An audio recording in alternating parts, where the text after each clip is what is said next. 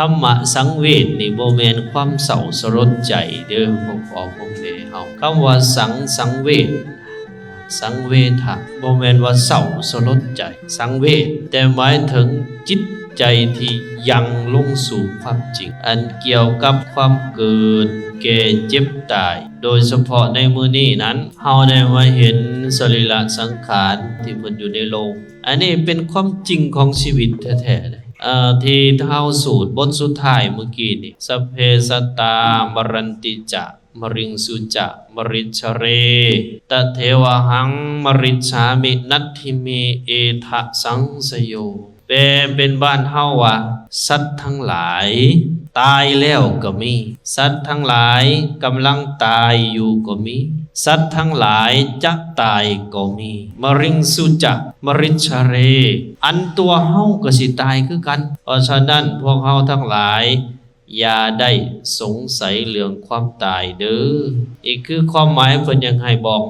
อยากให้เฮาเข้าใจแนวนี้เฮาทั้งหลายก็จะตายคือกันแต่ว่าเหตุจังใดเฮาจังสิตายแบบมีความหมายตายแบบมีสาระตายแบบผู้บ่หลงตายแล้วบ่ไปสู่อบายตายแล้วบ่ไปสู่ทุกขติอบายภูมิทั้งหลายในทางพุทธศาสนาเพิ่นให้ถ้าเฮานี่บ่ประมาทผู้ใดคิดถึงความตายว่าเฮาทั้งหลายจะต้องตายแน่นอนจะต้องตายแท้ๆลูกก็จะตายผัวก็จะตายเมียก็สิตายพ่อก็สิตายแม่ก็สิตายเล่นก็สิตายคิดได้แนวนี้แล้วเป็นผู้บ่ประมาทฮู้จักให้ทานฮู้จักรักษาศีลฮู้จักไหว้พระสวดมนต์เจริญสมาธิภาวนาเป็นผู้บ่เพลิดเพลินกับการหลิ่นการเที่ยวอันนี้ชื่อว่าเป็นผู้บ่ประมาทตายเมื่อถึงเวลาตายก็จะตายแบบมีความหมายตายแบบสงบห่มเย็นตายแบบบ่เดือดบ่ร้อนในองค์ตนญาติโยมเฮาต้องพิจารณาในนี้แต่ละงานให้ได้ปัญญาให้ได้ประโยชน์ในการมางานเฮือนดี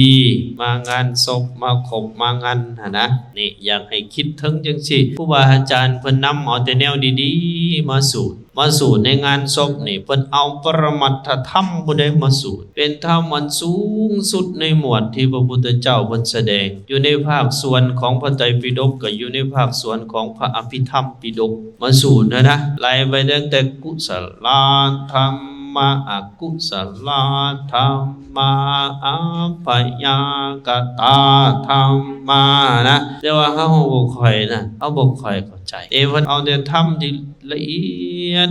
ที่กล่าวถึงสภาวะธรรมมาให้เฮาได้พิจารณาโดยเฉพาะเกี่ยวกับสังขารทั้งหลายการเกิดขึ้นตั้งอยู่และดับไปนี้เพื่อให้ออกตนญาติโยมเฮานี่เกิดความบ่ประมาทได้ให้ตั้งจิตตั้งใจเด้อเมื่อเห็นความตายอยู่เฉพาะหน้าอย่าพากันประมาทเด้ออย่าพากันประมาทแล้วก็ให้ได้ระลึกถึงความตายอยู่เรื่อยๆระลึกถึงความตายอยู่ตลอดนี่ระลึกถึงความตายอยู่เรื่อยๆมันมีอยู่ในเทวทูตสูตรในพระสูตรนี่น่ะพระพุทธเจ้าเพิ่นกล่าวถึงยมทูตพวกนายจายุพิบาลหลังจากคนตายไปแล้วพวกจายุพิบาลนี่ก็จะจับไปหาพญายมก็จะถามว่าเจ้าอยู่ตอนยังบ่ทันล้มหายตายจากนั้นเจ้าได้เฮ็ดบุญเฮ็ดทานยังบ่นี่ถ้าผู้ใดได้เฮ็ดบุญเฮ็ดทานเขาก็จะเอาขึ้นไปสู่สวรรค์เปิดนี้ถ้าผู้ใดได้สร้างแต่ความชั่วสร้างบาปสร้างอกุศลไว้เขาก็จะโยนขึ้นลงหม้อนรกบัดนี้มันมีบางกลุ่มมนุษย์เฮาน่ะจื้อบ่ได้ มันย่านแน่ฟังได้นี่พวกพ่อพวกแม่เฮานี่ฟังดีๆได้ตัวนี้มันระลึกบ่ได้ว่าเฮ็ดวิสังบาปก็จื้อบ่ได้บุญก็จื้อบ่ได้ก็เล่าสิถามบัดนี้โยมพิบาลจะโยมพิบาลถามก็ไม่ได้ถามอย่างอื่นหรอกเจ้าเคยเห็นคนแก่บ่คนเฒ่าบ่นะเคยเห็นคนเฒ่าเคยเห็นคนเจ็บเคยเห็นคนตายบ่นี่โดยเฉพาะเคยเห็นคนตายนี่ พวกนั้นก็สิคิดโอ้เคยเห็นอยู่เคยเห็นแล้วเจ้าคิดแนวใดแต่ผู้ใดตอบว่าเคยเห็นอยู่ก็น้อยก็ซื่อๆอยู่แหละบ่ได้คิดหยังแหละจาโยมพิบาลก็จะบอกว่าเจ้ายังเป็นผู้ประมาทเนา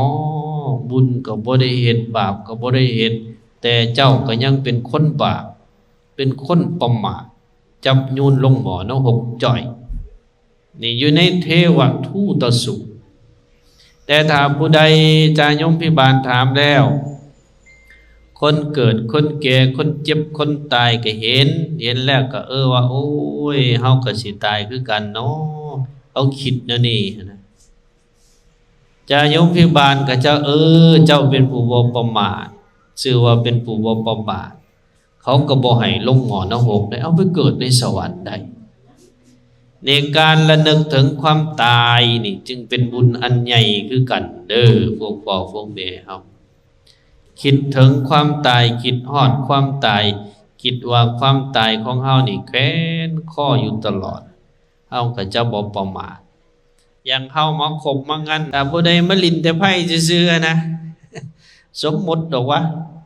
มาลิ้นแต่ไพ่ซื่อๆนะบ่คิดว่าโอ้ยตัวเองก็สิตายคือกันเนาะจริงๆมาลิ้นแต่ไพ่มาเก็บแต่ในมักตะเว้นซื่อๆนะครับชื่อว่ายังเป็นผู้ประมาทอยู่ได้อันนี้เพราะฉะนั้นนี่เด้อเมื่อคิดถึงความตายแล้วอย่าพากันประมาทเฮาก็จะได้บุญได้กุศลเด้อพวกพ่อพวกแม่เฮา